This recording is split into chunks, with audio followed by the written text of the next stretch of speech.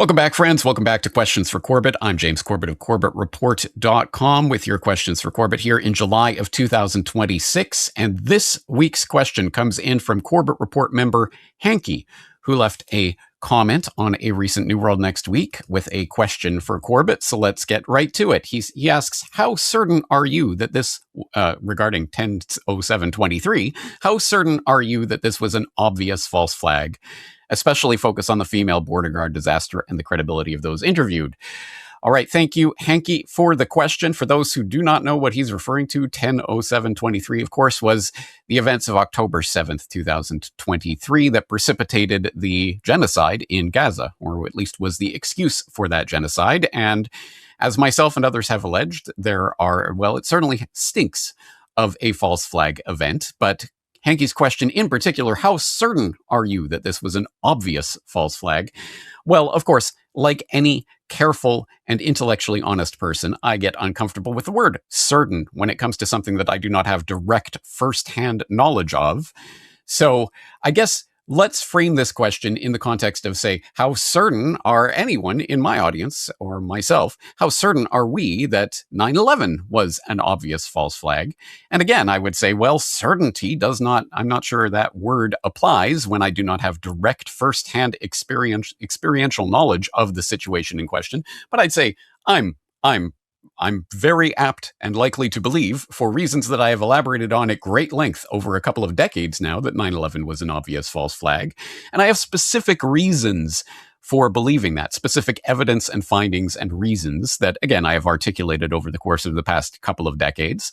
So let's compare and contrast, say, something like a 9/11 and the evidence that that was a false flag event, and October 7th, 2023, and the evidence that that is a false flag event, and see if they come within the same realm of possibility. And in order to do so, let's break down the 9/11 false flag evidence that I often cite and talk about and see if that pertains and applies to the 10/7 false flag evidence. So what kind of evidence are we talking about? I guess you could break it down into various categories. For example, the ignored warnings. As you know, of course, there were repeated warnings by foreign governments, intelligence officials, and even the president's own presidential daily briefing that showed the system was flashing red at the time of, certainly by the summer of 2001. But of course, as we know, no specific actions were taken and those warnings were ignored. We know there was trading on advanced knowledge of the 9/11 attacks, and we know that from not one, not two, but three separate peer-reviewed studies that demonstrated that there was unusual activity in the options markets prior to the September 11th attacks. We know that there was evidence of a stand down. We know that the air defenses on the day of 9/11 were reduced and stymied and otherwise prevented from performing their regular air intercept duties as they had reliably done up to that point.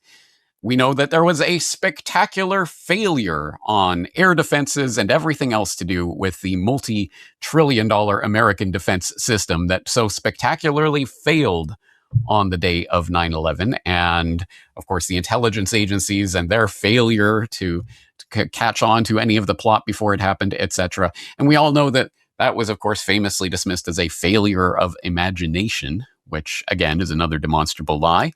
There's the cover-up aspect of 9/11 that points to its false flag nature. We know, for example, the SEC, the Securities and Exchange Commission, destroyed their records of the advanced trading investigation as part of routine record keeping.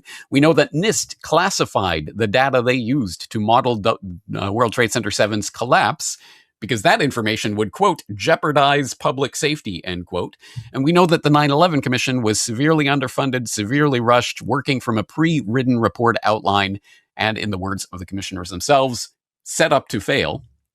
There were admissions of guilt by the real perpetrators, and people often like to cite Silverstein's "pull it" comment or Rumsfeld's "missile struck the Pentagon" comment. I tend to think that those are not the smoking guns that some people do. I would, for example, point to Rumsfeld's startling September 10th, 2001 press conference in which he asked how, you might ask yourself, how could the Secretary of Defense attack the Pentagon in front of the nation? Pretty stunning words, but at any rate, admissions of guilt after the fact. And then, of course, we know about the long history of cooperation with and protection of the dastardly terrorists, which is part of the 9/11 false flag narrative, as you'll know from my documentary on false flags, The Secret History of Al-Qaeda, in which you discover that the history of Al-Qaeda is the history of CIA and intelligence agency cooperation and protection of bin Laden and his band of merry terrorists from start to finish. We know about the fake news that was used to falsely frame the terror boogeyman in the 9/11 false flag operation. We know, for example, the torture sessions that were used to extract false confessions from KSM and the other 9/11 masterminds. The torture session videotapes, of course, as we also know, were ordered to be retained by the CIA.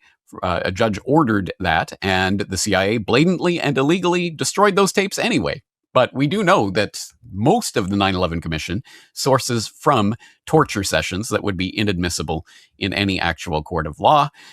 And we know about the means and motives and opportunity for the real perpetrators, not the Taliban in Afghanistan or Saddam Hussein, who had nothing to do with 9/11, but somehow got implicated in the days, weeks, and months following those attacks. No, the real perpetrators who had the means, motive, and opportunity to pull off those attacks. We know that the 9/11 attacks themselves were a gift to the neocons, who immediately, as we know, literally from day one, September 11th, 2001, began talking about how to use those attacks as a justification for starting their long-planned war on Iraq. We know that Netanyahu said Israel is benefiting from the 9/11 attacks, and we know that the head of the NSA SIGINT division said in the earshot of NSA whistleblower Tom Drake that 9/11 was a, quote, gift to the NSA. So we know all of these pieces of information and many, many, many more that I've talked about over the years apply when we are determining whether or not 9/11 was an obvious false flag attack. So do we see similar categories of evidence in the 10/7 attacks? And the answer, of course, is a resounding yes. We know, for example, that there were ignored warnings when it came to the 10/7 attacks. So, for example, we know that IDF surveillance soldiers serving on a base near the border were reporting suspicious Hamas activity for months before the attacks, but were, quote, disregarded as unimportant by intelligence officials, according to eyewitness accounts given in recent days. We know that the Egyptian government officially warned of a possible attack from Gaza 3 days before 10/7, and we know that that warning was ignored by the Israeli government. We also know that a military intelligence officer reported that Hamas intends to carry out a massacre in the Gaza border communities, and reported that Hamas had ended a drill with the words, "We have completed the murder of all the residents of the kibbutz." But her warnings were ignored. And we know on the morning of 10/7 itself, on that actual morning, reports of strange activities from Hamas's aerial division and signs that the terror group appeared to be readying its rocket array for action started filtering into the IDF's Southern Command headquarters at 2 a.m., hours before the attack. These reports, too, were dismissed, and there was no move made to clear out the nearby Nova Music Festival, much to the chagrin of subsequent whistleblowers.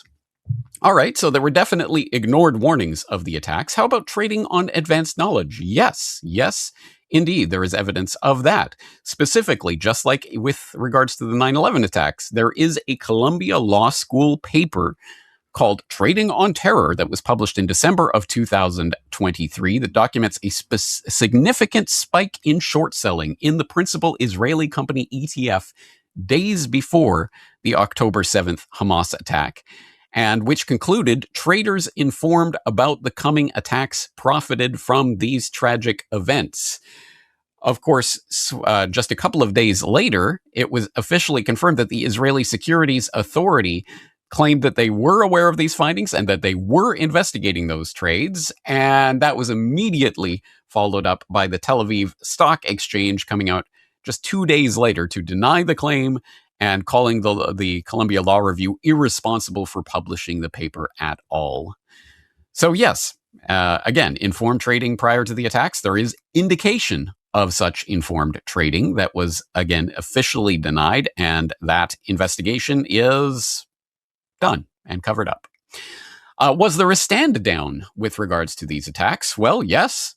There, according to reliable, informed whistleblower sources, there was a stand down. For example, we know IDF soldier Sergeant Shalom Shitrit, who lost a leg and many comrades in the fighting that day, has testified that his unit in the elite Golani Brigade received a strange order from the deputy battalion commander to cancel all patrols on October 7th, right before the attacks took place.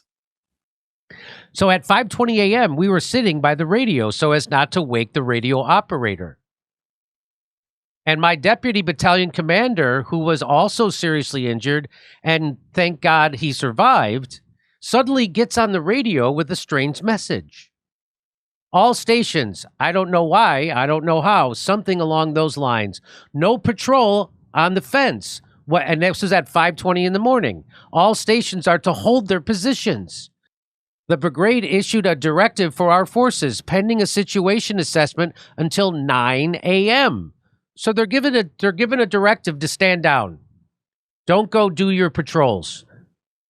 This testimony is corroborated by the documented evidence that demonstrates that Israeli Defense Forces were amassed outside of one of the besieged kibbutzes, but were deliberately withheld from entering that kibbutz for hours, and the documented evidence that the Nova Music Festival, which had been approved despite those repeated multiple warnings, were then told to fend for themselves when the attacks were first reported, and the IDF forces that were just miles away took 8 hours to arrive at the scene. For example, Kibbutz Be'eri was under siege by Palestinian militants beginning around 6 a.m. That was the morning of October 7th. A video that Israeli media obtained from an army helicopter, corroborated by Israeli survivors, proves that there were more than 500 Israeli soldiers directly outside of the kibbutz entrance, fully armed with Humvees and tanks, but not until 4:30 in the afternoon. That's 10 hours after the attack began. It took 10 hours for those soldiers to show up, but it gets stranger because the first rescue mission wasn't actually underway at Kibbutz Be'eri, again, according to Israeli media, until almost 7 p.m. That's 13 hours after the attack began. Atzival, a survivor of the Be'eri attack, described to Haaretz, quote, 500 soldiers stood outside with equipment and vehicles. I remember yelling at them, we're being slaughtered, come in, save us. And no one said anything.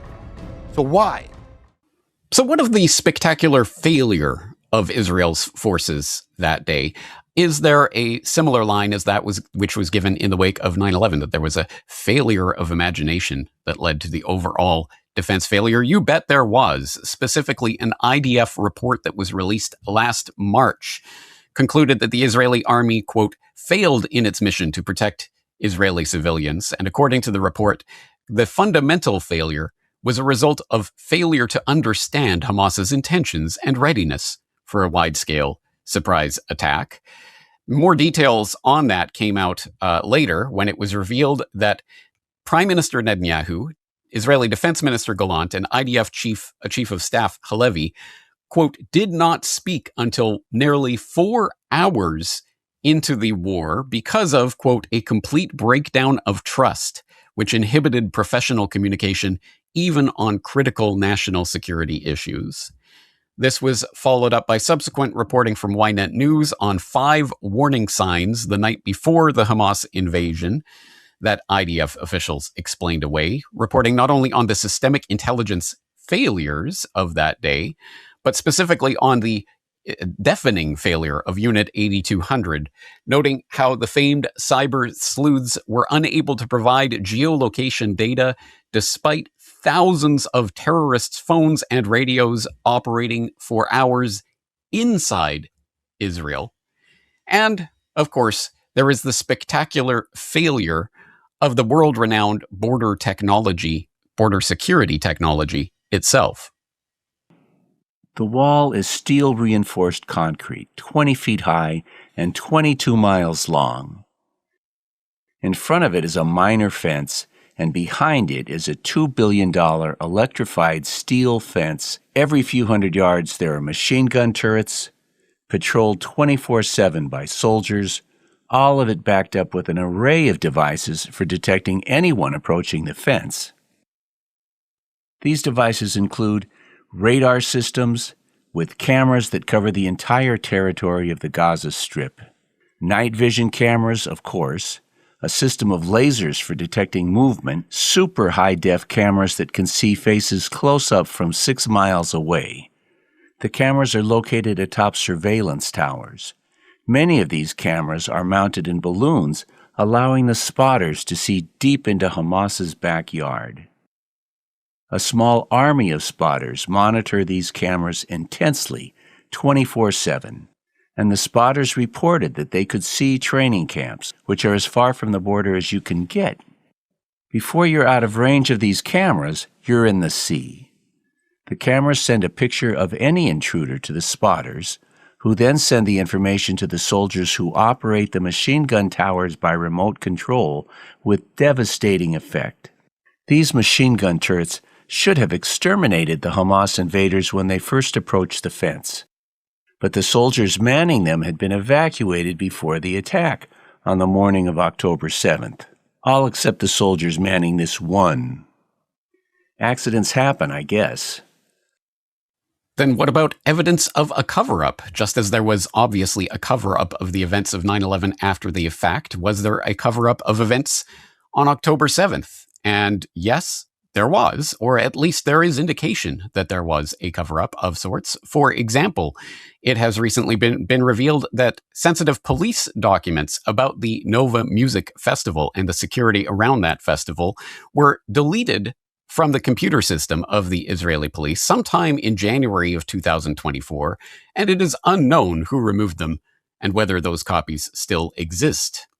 How about admissions of guilt by the real perpetrators of these attacks? Well, just as we had bullet or missiles hit the Pentagon from various 9/11 perpetrators, well, we have similarly interesting, in fact, I would say even more compelling statements that Israel was involved in killing some number of civilians on 10/7. That much is known. Exactly how big a proportion of the people killed on 10/7 were killed by Israeli forces is at this point not determined, but we do know that it did happen. For example, we have the documented calls by Israeli police officers on the morning of 10/7 for airstrikes to break it all apart, along with the soldiers who got abducted. And we know that to some extent, that idea of killing the hostages as well as the terrorists was part of an admitted Israeli operational plan called the Hannibal Directive that we know was implemented on that day. We have that from a number of sources, including IDF soldiers themselves, who testified that the IDF did indeed kill civilians, Israeli civilians, that day. October 7 testimonies reveal Israel's military shelling Israeli citizens. This big-time report from thegrayzone.com. Israel's military received orders to shell Israeli homes and even their own bases as they were overwhelmed by Hamas militants on October 7th. How many Israeli citizens said to have been burned alive were actually killed by so-called friendly fire? Several new testimony by Israeli witnesses to the October 7 Hamas surprise attack on southern Israel adds to the growing evidence that the Israeli military killed its own citizens as they fought to neutralize Palestinian gunmen. הייתי עכשיו מפציץ את כל קו הרצועה עם ארטילריה, דופק להם מכה על מנת שיהיה להם בעיה. ממש להם על זה. כתבתי את זה לאבי. הם לא מעלים מזכרים, את רוצה שנראה? לא, על עזה. פרק את הכל. עם החיילים שחטפו להם. ניתנה הוראה לנוהל חניבעל? אני חושב שבאופן טקטי במקומות שונים ניתנה, במקומות אחרים לא ניתנה, וזו בעיה. But why is the destruction then? I'm sorry. Why is the destruction? This destruction it looks like more like a cause of our tanks attack. Fired on them. Yeah, because they were blocked in these houses, and we needed to conquer back the whole settlement, and it couldn't be happened without tanks. How many Israeli citizens were killed by their own soldiers is, of course, something that we cannot adjudicate from our position of relative lack of information, but that the Hannibal Directive was implemented is a multiply attested fact. So how about the issue of cooperation with and protection of the supposed terrorists?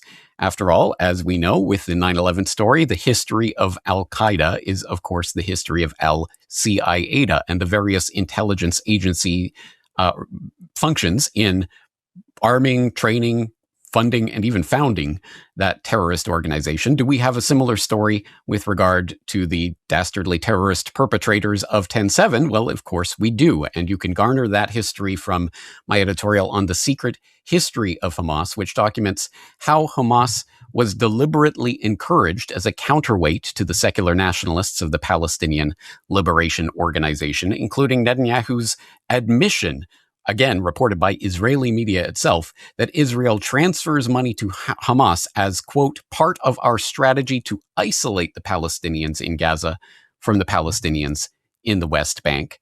And that admission, along with all of the other documented details in that report, provides the context by which we can understand reports like CNN's report on how Hamas militants trained openly for months prior to the attacks at 6 sites across Gaza within full view of border security, although that subsequent CNN investigation of satellite imagery found no indication of an offensive Israeli military action against any of the 6 identified sites. That and a plethora of other information points again in that direction of cooperation with and protection of the supposed terrorist enemy before the attacks and even directly before the attacks in question, along with all of the other evidence that we've looked at today. So was there fake news used to falsely frame the suspects, the terrorist suspects of 10/7, exactly as there was fake news used to falsely frame the supposed terrorist masterminds of 9/11? And we all remember that fake news. For example, the fake news about dancing Palestinians that was shown on American news networks in the wakes of the 9/11 attacks that I have thoroughly debunked in the past, as well as Trump's repetition of his insistence that he saw Arabs celebrating after the 9/11 attacks taking place across the river, perhaps an attempt to divert attention from the story of the dancing Israelis, which I have also amply documented in the past. But when it comes to the 10/7 fake news propaganda, it seems that we get a throwback to the old school World War I style babies on bayonets kind of propaganda. I can tell you that it's been verified firsthand by a senior official in our coronary service. And there's a senior person who was identified on record. I think he was on CBS News, personally testified to the fact that he indeed saw the heads of severed babies. And I know that the Israeli Prime Minister's office has also corroborated the news. I, of course, haven't seen the atrocity myself, but I think those 2 sources enough.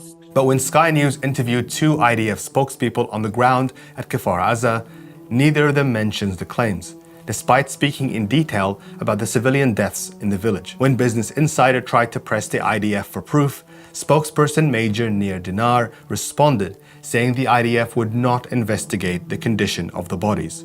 Quote, "The war crimes that Hamas committed are obvious to the world and are seen in the world. And I don't need to provide any proof of that, and I'm not going to," Dinar said. "It's disrespectful for the dead."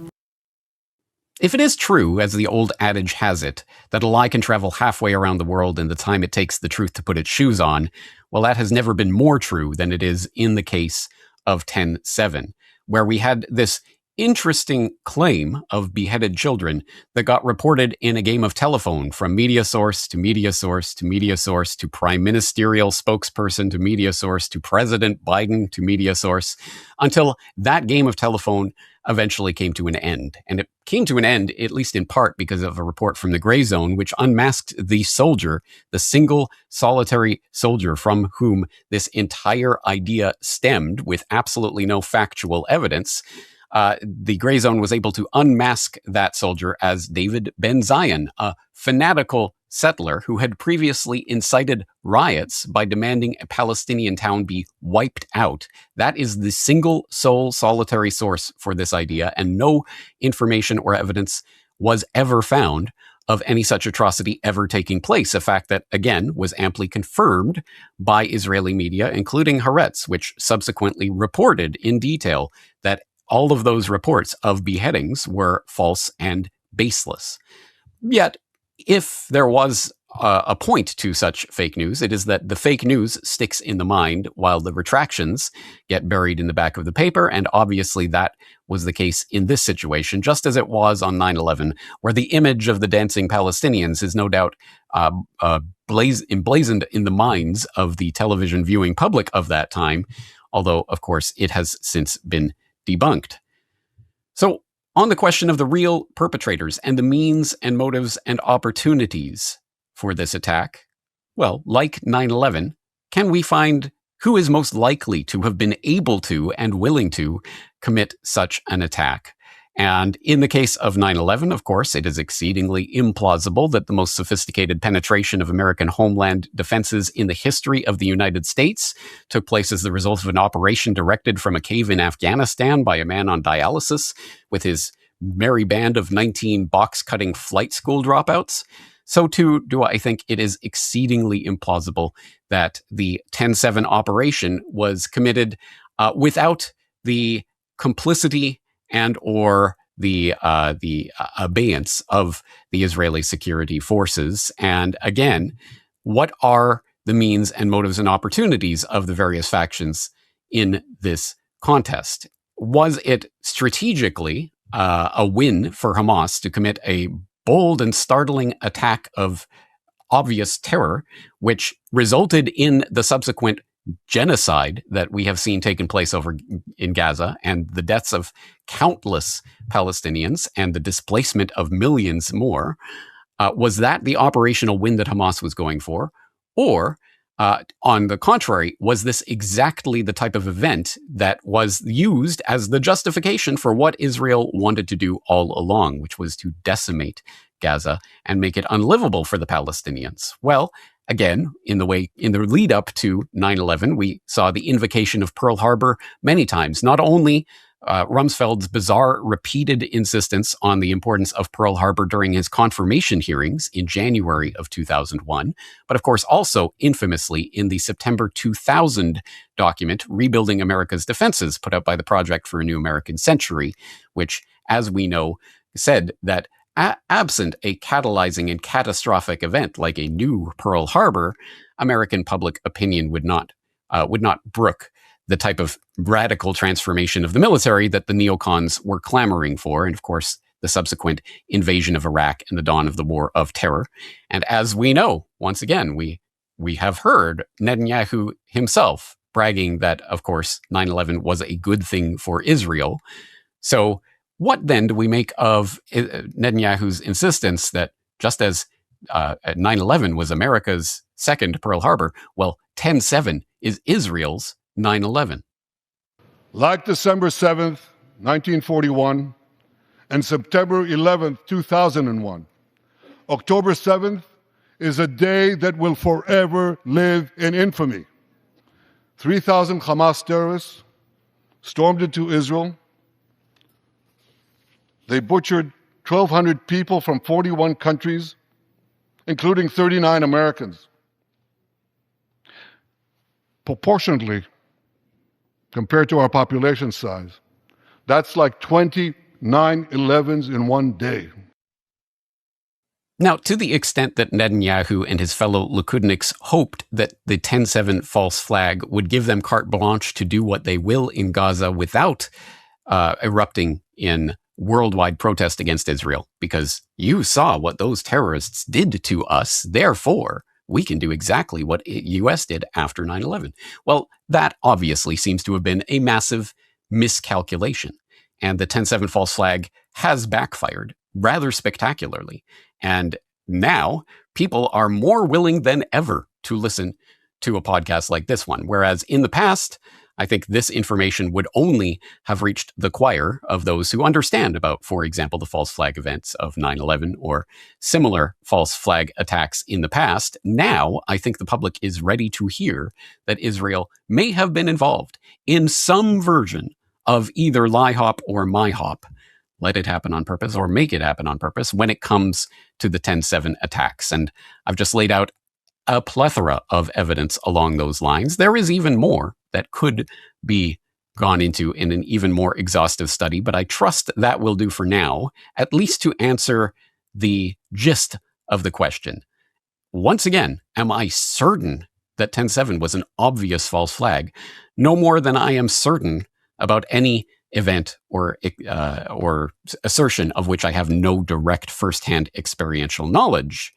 Having said that, I have a very informed perspective on the idea that the Israeli security state was in some way complacent and or complicit in the events of 10/7. Does this mean that no Israelis died or any of the other types of claims that some people have started to conflate with the concept of false flag? No, of course not. People died, and some of them, I would venture to say, likely at the hands of actual Hamas perpetrators.